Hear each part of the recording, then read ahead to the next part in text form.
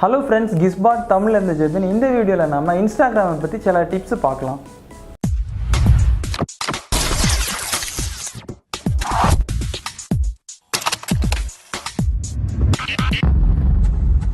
First நம்ம இன்ஸ்டாகிராம்ல எப்படி ஆக்டிவிட்டி ஸ்டேட்டஸ் ஹைட் பண்றதுன்னு பார்க்கலாம்.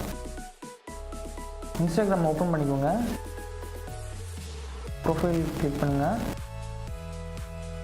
மேல பாத்தீங்கன்னா மோர் ஆப்ஷன் இருக்கு. மோரை கிளிக் பண்ணுங்கள்.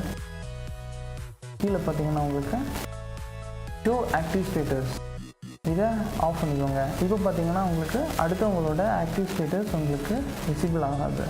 இப்போ நம்ம செகண்ட் டிப்ஸ் பார்க்கலாம்.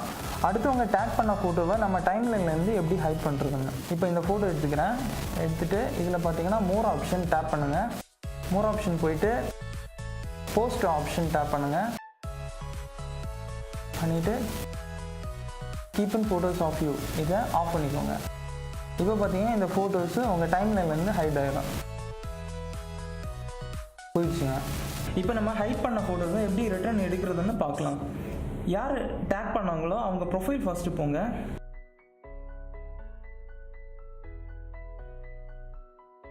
ப்ரொஃபைல் போயிட்டு ஃபோட்டோவை செலக்ட் பண்ணிக்கோங்க. செலக்ட் பண்ணிவிட்டு மோர் டேப் பண்ணுங்கள். மோரில் போயிட்டு போஸ்ட் ஆப்ஷன் ஆஃப் பண்ணதை ஆன் பண்ணிக்கோங்க. இப்போ உங்கள் ப்ரொஃபைல் வந்து பாருங்கள்,